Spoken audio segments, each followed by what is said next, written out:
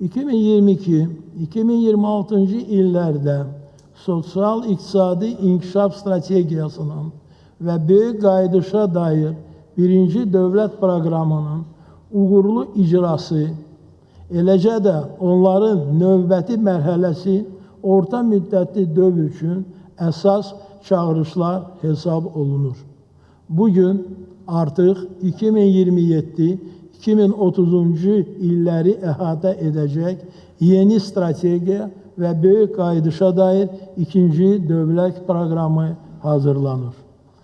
2026-2029-cu illərdə dövlət xərclərinin əsas prioritet istiqamətləri aşağıdakılardır.